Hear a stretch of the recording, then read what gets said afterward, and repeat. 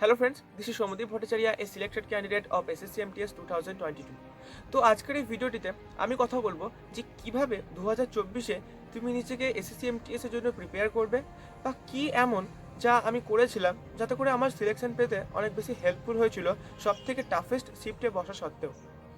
তো দেখো, আমি যদি একদম শুরু থেকে বলি, আমি 2021 সালে আমার প্রিপারেশন স্টার্ট করি।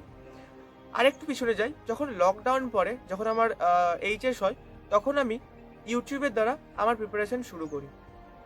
এবার আমি সেই সময় ইউটিউব থেকেই হিস্টোরি, পলিটি এই দুটি সাবজেক্টের নোট বানিয়েছিলাম পুরোপুরি ইউটিউব থেকে, এবং সেটা নোট বানিয়ে প্রপার একদম মানে হিস্ট্রি, পুরো মডার্ন হিস্ট্রি পোর্শনটা পুরোপুরি আমি ইউটিউব থেকে দেখে সেটা একদম প্রপারভাবে নোট বানিয়েছিলাম। ঠিক তেমনই পলিটিরও একদম প্রথম থেকে শুরু করে শেষ অবধি যেটা আর কি এক্সামের জন্য প্রয়োজন, একদম এমনটা না যে একদম গ্র্যাজুয়েট লেভেলের কোনো কিছু নোট করেছিলাম। এক্সামের জন্য কম্পিটিটিভ লাইনে যেগুলো প্রয়োজন হয় সেগুলো আমি নোট করেছিলাম এবং সেগুলো রিভাইজ দিয়েছিলাম, যার জন্য আমার হিস্ট্রি এবং পলিটিটা সেই 2020 সাল থেকেই মোটামুটি একটা ভালো ভাবে যাচ্ছিল। এরপরে আমি লুসেন্ট বইটা পড়ি, সেখান থেকে হিস্ট্রি আবার পড়ি, তার সাথে পলিটি পড়ি, জিওগ্রাফিও পড়ি। তো লুসেন্ট বইটা পুরোপুরিভাবে কমপ্লিট করি।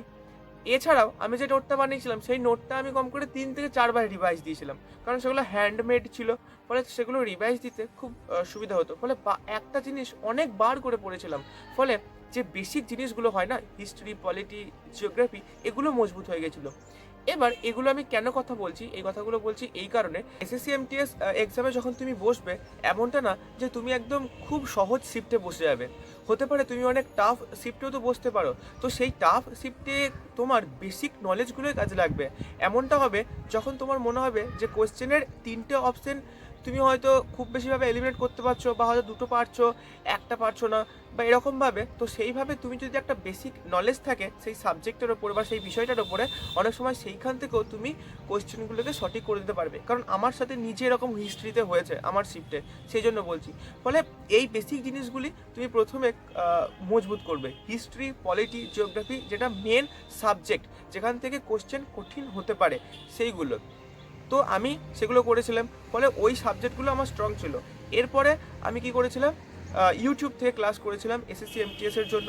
সেখান থেকে আমি অনেক প্রিভিয়াস ইয়ারের কোশ্চেন দেখেছিলাম, সেই প্রিভিয়াস ইয়ারের কোশ্চেনের সাথে সাথে আমি সেগুলোকে সলভ করেছিলাম, এবং সেগুলো রিলেটেড আর কি কোশ্চেন হতে পারে সেগুলো পর্যন্ত আমি করেছিলাম। ফলে আমার যেমন বেসিক পোর্শনটা স্ট্রং ছিল, তেমনি নতুন কি কোশ্চেন তৈরি হতে পারে সেগুলোও আস্তে আস্তে স্ট্রং হচ্ছিল।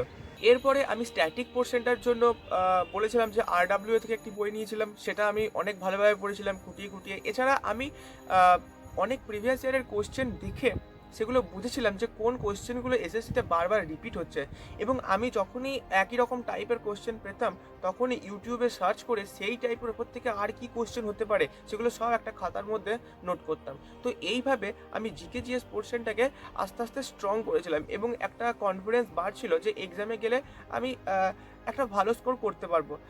যদিও আমার শিফট অনেক টাফ শিফটের মধ্যে ছিল, বাট তাও আমি আমার এক্সাম কোয়ালিফাই করার মতো অ্যাটেম্প্ট করে আসতে পেরেছিলাম।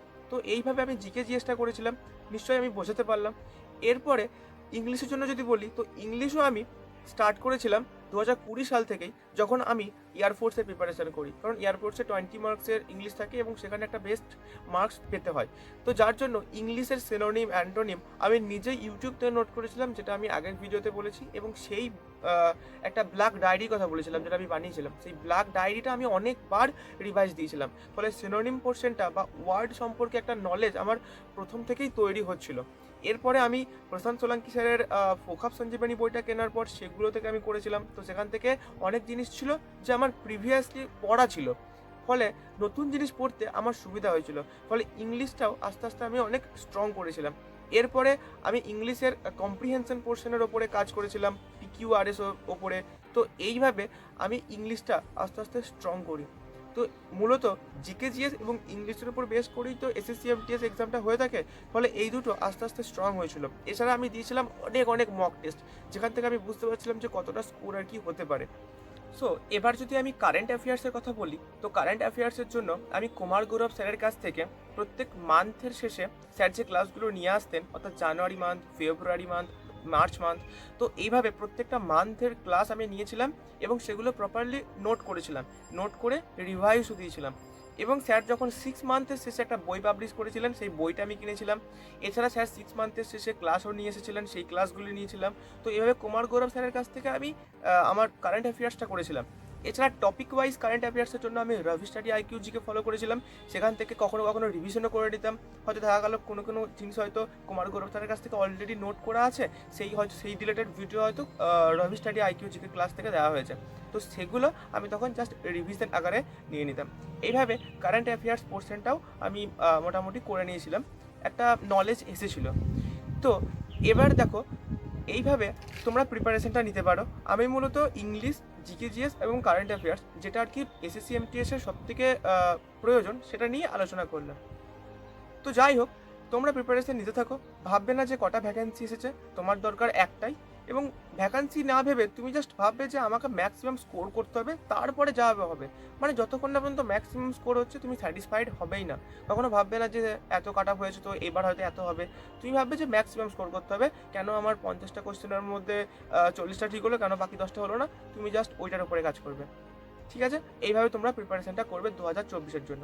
তো এই সমস্ত বিষয়গুলো তোমরাও ফলো করো, যেগুলো ঠিক আমি করেছিলাম। তুমি দেখবে যে শিওর তোমার একটা সিলেকশন হবে এবং তুমি একটা ভালো স্কোর করতে পারবে। তো এই ছিল এসএসসি এমটিএস 2024-এর জন্য তুমি কিভাবে প্রিপেয়ার করতে পারো তার একটা ভিডিও।